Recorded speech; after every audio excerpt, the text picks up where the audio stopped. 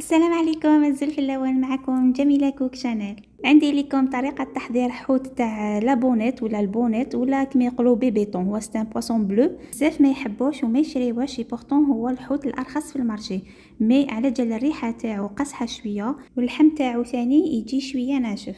واليوم نعطي لكم اون فاصون باش تخلصوا من هذا الريحه ولوغو تاعو وتاكلوه بذوق تاع الطون تاع لي بواط كما اللي يتباع برا. وبهذه الطريقه تستعملوه في عده وصفات.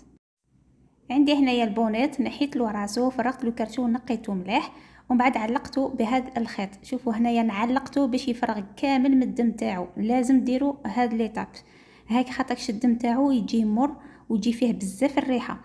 فوالا ومن بعد نكوبيوه هكا دي غونديل. شوفوا كي كوبيتو ما كاش كاع الدم فيه، يعني اللحم صافي هنايا.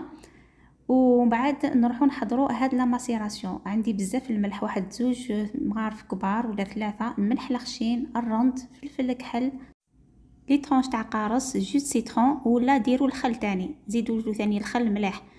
وهنايا من بعد ندير واحد 1 لتر دمي تاع الماء، ماء عادي من روبيني، وخلطوا مليح هاد الماء ويجي مالح بزاف. ومن بعد نحطوا فيه لي طرونش هذوك تاع البونيت. هنايا لازم يقعد واحد 2 سوايع حتى 5 سوايع، قد ما يقعد في الماء قد ما يطلق هذيك الريحه. دونك كي تشريو البونيت ما تزربوش تروحوا طيبوه، اصبروا عليه بو افوار ان بون ريزولتا. هنا بعد مده ببخي 3 سوايع نحيتو من هذاك الماء. شوفوا واحد الريحه اللي راهي طالعه من هذاك الماء، ريحه الحوت، شتو لي بواسون بلو كيفاش يريح. ليسونسيال تخلصنا من هذيك الريحه. شلوه بيان بالماء وخليوه يستقطر شويه ومن بعد نروحو نسوطيوه. قبل ما نسوطيوهم لميت الاطراف تاعو بالكوردون هكا باش يجيوني لي غونديل بيان نت. في الاول نقليوه بيان هكايا في الزيت ومن بعد نزيدوا مغرفه كبيره تاع الثوم وخليوه ثاني يزيد يتقلى ثاني شويه مع الثوم.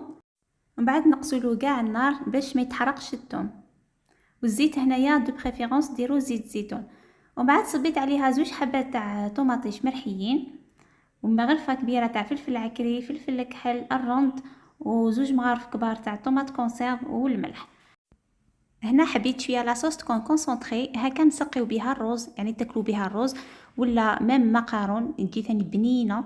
وتقدروا ثاني تنقيو كاع هاد لي غوندات تنحيو لهم العظم وبعد دي كيما طون طوماط هكا تخدموا بها البيتزا، ديروا بها بيتزا كاري، تعمروا بها ثاني لي سالي ولا اومليت بالطون طوماط، يعني بزاف استعمالات.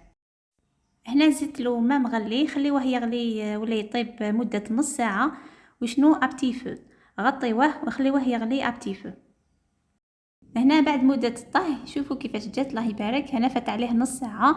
حطيت له ثاني الفلفل الحار، ما حبيتش نديرو في الاول باش ما يجيش حار، درتو في الاخر. وزدت له رشه تاع كمون، سي انديسبونسابل ديروا كمون على لافان، ما ديروش في الاول سينو يعطيكم غومور. فوالا هذه هي النتيجه نتاعو، جات ما شاء الله. وما يجيش كاع فيه هذوك التوابل من غير رشه تاع كمون، خليوه بذوق الحوت.